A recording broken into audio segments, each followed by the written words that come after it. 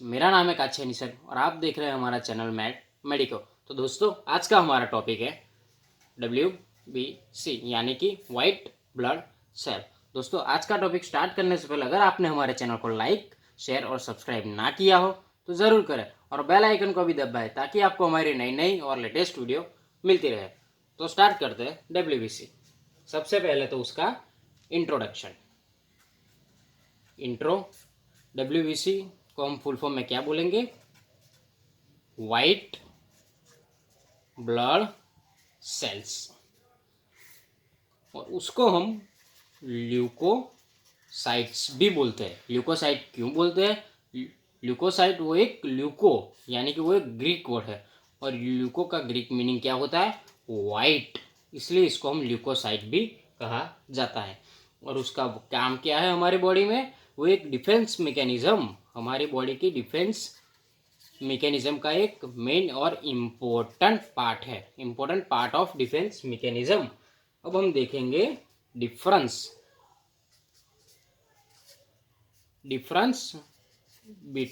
Between WBC and RBC। तो सबसे पहला डिफरेंस क्या होता है? WBC is larger in size. वो साइज में बड़े होते हैं। कितने बड़े? 18 माइक्रोन तक वो बड़े होते हैं। फिर वो इरेग्युलर इन शेप, अनिश्चित आकार के वो होते हैं और वो न्यूक्लिएटेड भी होते हैं और कभी कभी तो ग्रेन्यूल्स भी प्रेजेंट होते हैं। Presence of granules less in number. वो कितनी मात्रा में होते हैं? 4000 से लेके 11000 तक पर क्यूबिक mm। फिर वो कलरलेस होते हैं और वो haemoglobin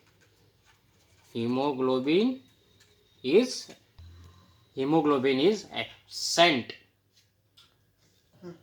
it is mainly divided in 5 types. वो 5 तरह से डिवाइडेड होता है।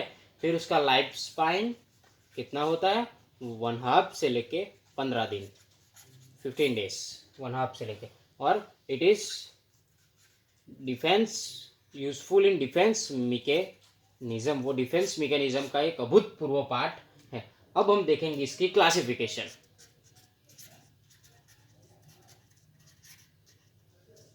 वो कितनी तरह से विभाजित होता है? 2 तरह से। कौन कौन सी और किस तरह से? तो सबसे पहली होती है ग्रेन्युलोसाइट्स और दूसरी होती है एग्रेन्युलोसाइट्स। अब ये विभाजन तो हुआ, पर किस तरह से हुआ? तो प्रेजेंस और एब्सेंस ऑफ ग्रेन्यूल्स प्रेजेंट होते हैं, उसको हम क्या? ग्रेन्युलोसाइट्स। और ग्रेन्यूल्स एब्सेंट होते हैं, उसको हम क्या बोलेंगे? एग्रेन्युलोसाइट्स। अब हम देखेंगे उसका पहला प्रकार कौन सा? तो ग्रेन्युलोसाइट्स। वो भी आगे जाके और 3 पार्ट में डिवाइडेड होता है, पर किस तरह से? तो स्टेनिंग प्रॉपर्टी के हिसाब से। स्टेनिंग प्रॉपर्टी ऑफ ग्रेन्यूल्स के स्टेनिंग प्रॉपर्टी के हिसाब से। और कौन कौन सा पार्ट में डिवाइडेड होता है? तो सबसे पहला न्यूट्रोफिल्स। न्यूट्रोफिल्स क्यों से कहते हैं? क्योंकि वो दोनों तरह की स्टेनिंग कराता है, एसिडिक और बेसिक, बोथ स्टेनिंग। फिर दूसरा होता है इओसिनोफिल्स। वो एसिडिक स्टेनिंग कराता है। और तीसरा आता है बेसोफिल्स। वो कौन सी स्टेनिंग में आता है? Basic staining. अब हम देखेंगे एग्रेन्युलोसाइट्स। एग्रेन्युलोसाइट कैसे होते हैं? वो प्लेन साइटोप्लाज्म और विद आउट ग्रेन्यूल्स, उसमें ग्रेन्यूल्स नहीं होते हैं और वो विदाउट ग्रेन्यूल्स 2 पार्ट में डिवाइडेड होते हैं। कौन कौन से? पहला होता है मोनोसाइट्स और दूसरा होता है लिम्फोसाइट्स। अब हम देखेंगे morphological features and function of white blood cell. Morphological function and feature of white blood cell. तो हम सबसे पहला देखेंगे न्यूट्रोफिल्स।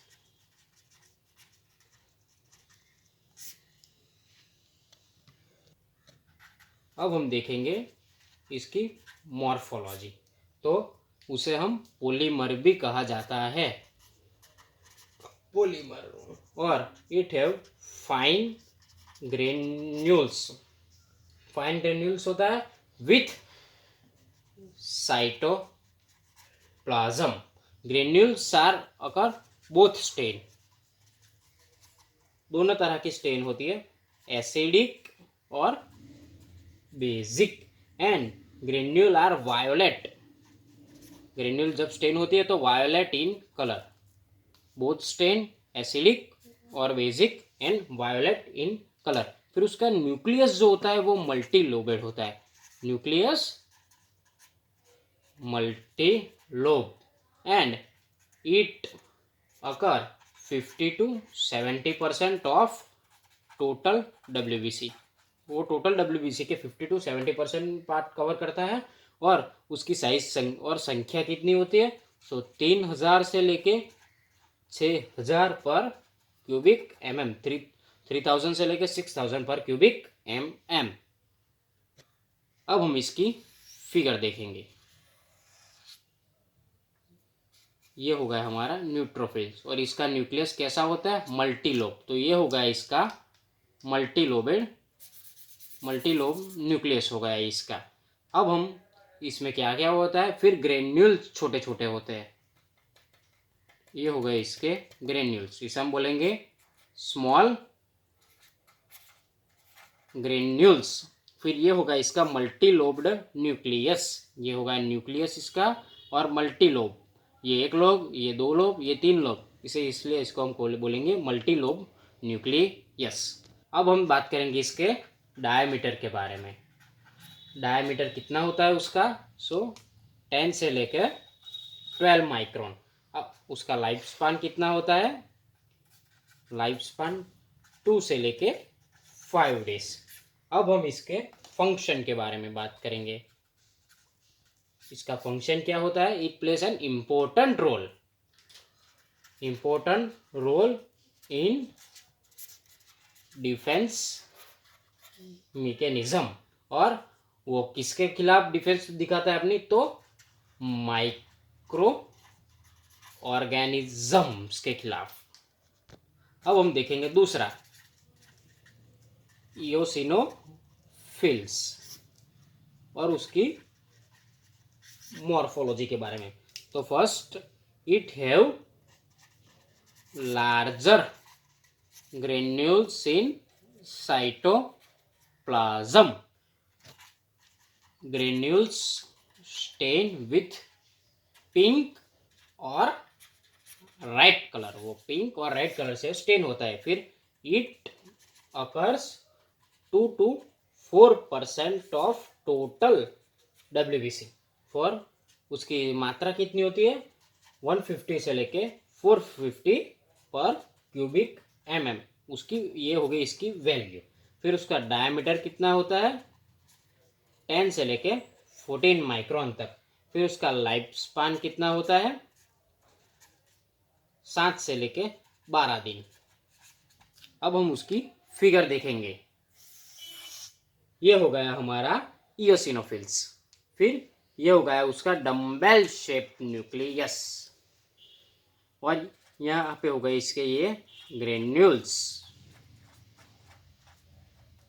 ये हो गए इसके ग्रेन्यूल्स। वो कौन सा स्टेन धराते हैं? रेड और पिंक। और ये हो गया इसका साइटोप्लाज्म। अब हम देखेंगे इसके फंक्शन के बारे में। तो इसका फंक्शन क्या होता है?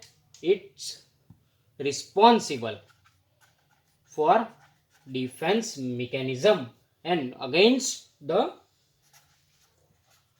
Parasitic and worms. मोस्टली वो पैरासाइटिक वर्म्स के खिलाफ अपनी डिफेंस मैकेनिज्म धराता है। और रिस्पॉन्सिबल एंड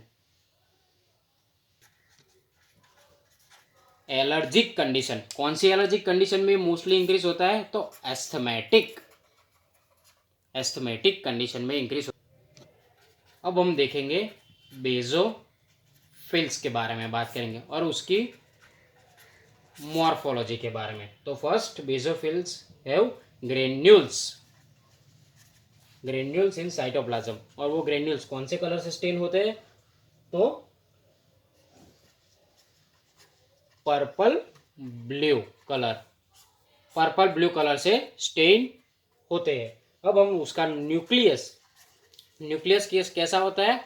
वो बॉइल्ड होता है और it occur 0 to 1% of total WBC. Total WBC का 0 से 1% वो अकर करता है। और उसकी एब्सोल्यूट वैल्यू कितनी होगी? 0 से लेके 100 पर क्यूबिक mm। उसका डायमीटर कितना होगा? 8 से लेके 10 माइक्रोन। और उसका लाइफ स्पान 12 से लेके 15 दिन। अब हम इसकी फिगर ड्रॉ करेंगे। तो ये हो गया हमारा बेजोफिल्स, ये हो गया उसका न्यूक्लिएटेड और बॉइल्ड शेप न्यूक्लियस, और ये हो गए इसके साइटोप्लाज्म्स। ये हो गया उसका बॉइल्ड शेप न्यूक्लियस और ये हो गए ग्रेन्यूल्स इन साइटोप्लाज्म। फंक्शन के बारे में बात करेंगे। तो first, it helps in healing process. वो हीलिंग प्रोसेस में हेल्प करता है। और जब हमारे बॉडी में कोई खरोच लगती है और उसकी हीलिंग होती है तो इसकी मात्रा बढ़ जाती है, number increase in healing process. फिर हम दूसरा होता है एलर्जिक कंडीशन में वो महत्वपूर्ण पार्ट इसकी जिम्मेदारी होती है। एलर्जिक कंडीशन जब आती है तब भी इंक्रीज हो जाता है। और because of presence of IgE in basic membrane. अब हम देखेंगे इसकी मॉर्फोलॉजी में हम देखेंगे वो लार्जेस्ट ग्रेन्यूल्स एब्सेंट WBC है, सबसे बड़ा। और granules are absent in this cytoplasm is clear without granules. Nucleus होता है उसका वो राउंड और ओवल शेप का होता है, उसे हम बीन शेप भी बोलते हैं। फिर इट अकर 2 से लेके 6% of total number of WBC। अब हम इसकी फिगर ड्रॉ करेंगे। ये हो गया हमारा मोनोसाइट और ये हो गया उसका बीन और ओवल शेप न्यूक्लियस साइटोप्लाज्म। और इसमें ग्रेन्यूल्स आर एब्सेंट, ग्रेन्यूल्स इसमें नहीं होते हैं। फिर उसकी एब्सोल्यूट वैल्यू कितनी होती है? 200 से लेके 600 पर क्यूबिक mm। 200 से लेके 600। फिर इसका डायमीटर कितना होता है? 14 से लेके 18 माइक्रोन। और उसका लाइफ स्पान कितना होता है? 2 से लेके 5 डेज। अब हम इसकी फंक्शन के बारे में बात करेंगे। Function of monocytes. तो it plays an important role in defence of body. और जब ये मैच्योर हो जाते हैं, mature cells are stay in blood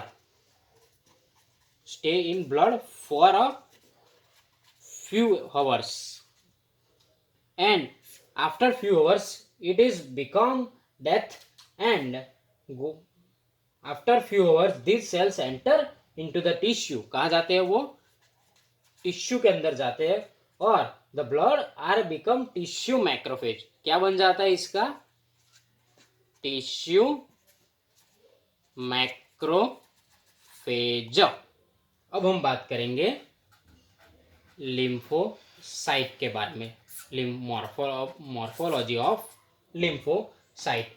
it haven't granule, वो ग्रेन्यूल एब्सेंट होते, ग्रेन्यूल इन साइटोप्लाज्म। उसका शेप क्या होता है? बीन और ओवेल, वो अंडाकार होता है, ओवेल शेप, बीन और ओवेल शेप। फिर उसके दो तरह के प्रकार होते हैं, कौन कौन से? पहला होता है type of lymphocytes. It depend upon the size of, वो उसकी साइज के आधार से दो तरह से डिवाइडेड होता है। कौन कौन सी? तो पहली होती है लार्जर लिम्फोसाइट और दूसरी होती है स्मॉलर लिम्फोसाइट। अब हम देखेंगे लार्जर लिम्फोसाइट। तो उसमें क्या आता है? वो यंगर सेल होता है, यंगर सेल, और उसका डायमीटर कितना होता है? 10 से लेके 12 माइक्रोन। और दूसरा होता है स्मॉल लिम्फोसाइट, वो ओल्ड होता है, ओल्ड सेल, और उसका डायमीटर कितना होता है? 7 से लेके 10 माइक्रोन। फिर अब हम बात करेंगे इसकी फिगर के बारे में। तो ये हो गया हमारा लिम्फोसाइट, और ये होगा इसका बीन और ओवल शेप साइटोप्लाज्म, बीन और ओवल शेप, और ये हो गया हमारा लिम्फोसाइट्स। उसके फंक्शन के हिसाब से वो और तरह से दो पार्ट में डिवाइडेड होता है। कौन कौन से? तो उसका पहला पार्ट हो गया टी लिम्फोसाइट्स, और दूसरा पार्ट हो गया बी लिम्फोसाइट्स।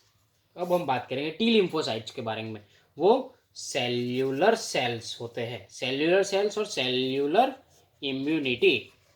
और जो बी लिम्फोसाइट होते हैं वो क्या, कैसे होते हैं? Humoral immunity. और अब हम बात करेंगे इसके 20 to 30% ऑफ टोटल ल्यूकोसाइट। वो कितना अकर करता है? 20 to 30% ऑफ टोटल ल्यूकोसाइट। फिर इट एब्सोल्यूट वैल्यू इज 1500 से लेके 2700 पर क्यूबिक mm, और उसका लाइफ स्पान कितना होता है? 1/2 से लेके 1 डेज। अब हम इसके फंक्शन के बारे में बात करेंगे। Function of lymphocyte, it is responsible for immunity.